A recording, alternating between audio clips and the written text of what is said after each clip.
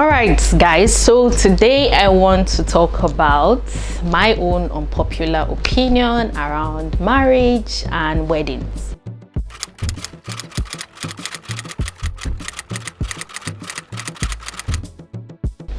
Now don't get me wrong, I'm not against a union, marriage. It's a wonderful institution to be in if you find your own person, if you find that right person that's going to make life easier and beautiful. But these are just thoughts I've had over the years, changing thoughts, also because of things I observe. Number one, my thoughts around marriage is that I feel these days people should come out clearly and say why they want to get married to each other, so that those with declared intentions are left with those with similar intentions, not like one person is playing the other and manipulating them and then you get into the union before you find out. I mean, say what you want with your chest. If you know you're a man who intends to marry other women eventually, say perhaps your religion or culture permits, like, why won't you say that? Do not present yourself to be something else that you're not, and then you go into the union and begin to complicate things, complicate your own life, complicate that of your children. If you're the woman that you're marrying the man because of his money too, why don't you just come out and say it? Oga, it's money. For me, money is everything that's important. Don't come and form you love him or be, make him think you love him when that's not the case, and then things turn around tomorrow and then you are a new person, you're someone else. Just people should be clear with their motives, so that the rest of us, that is love we are looking for, is companionship. Leave the people with similar motives so that they can meet each other. I don't know if that's unpopular, because I know we humans, we will be manipulated. We play games and try to do things to our own advantage, but marriage is a big deal, and I really don't see why people should do this. Just be clear with your intentions. If you don't want to have children, don't pretend you do want to have children and then you get into the marriage and begin to act funny. Let someone who desires that go find someone else who desires same. Number two, I believe this one is quite unpopular because every time it's come up on the internet, there are different schools of thoughts around it. I have heard Mufti Menk, for those who know him, the Muslim scholar, mentioned the same point I'm about to make, and I have heard Pastor Kingsley Okonkwo mention the same point, although under different circumstances, and the context they were given were two different contexts. But that's when a couple gets married, how about you wait a year or two before you begin to bring kids into the union? Why is this important?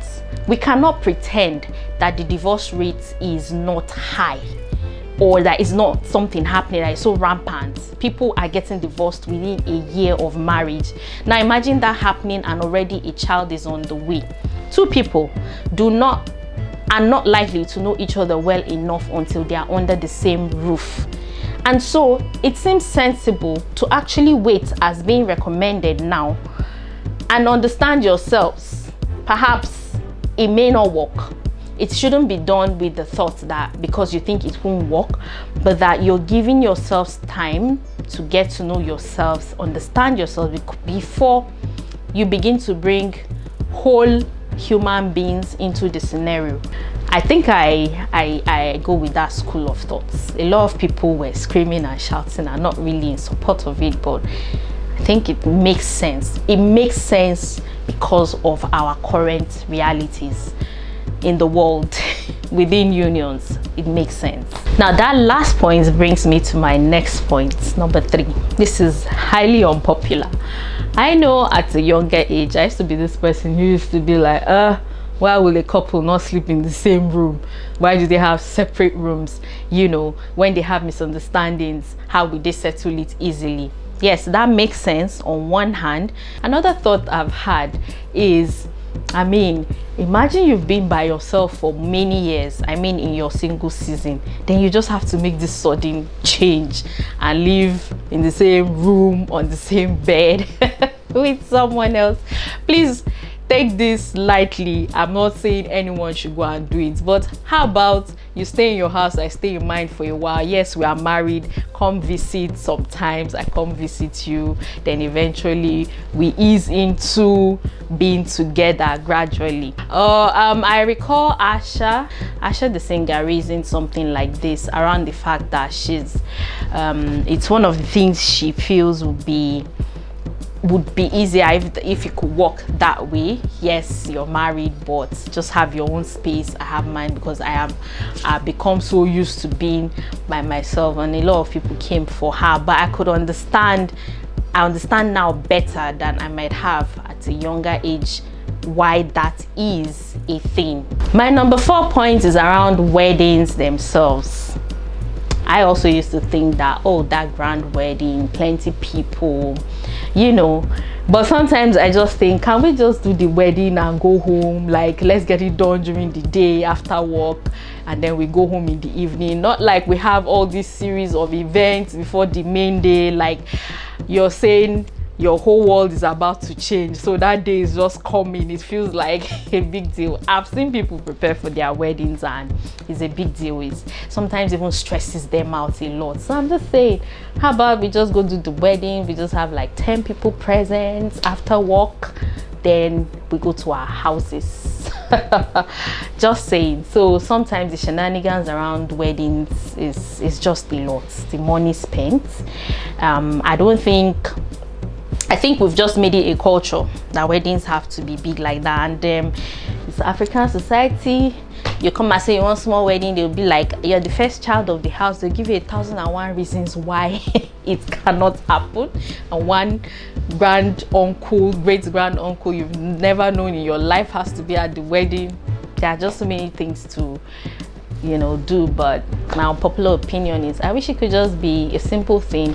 Now, number 5, I think couples should have agreements at the start of their unions around what is permissible to occur within the union and what is not, and probably come back to review those things consistently, intermittently, maybe once in 2 years. Are we on point? Are we on track? Are we doing well?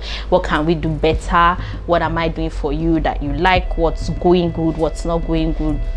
It feels sometimes like marriage is truly a contract. Are we still on the same page in this union? Can we come back to the drawing board, really reevaluate it, look at our blueprints? Are we on point? Can we do some things better? Do we need to stop doing some things?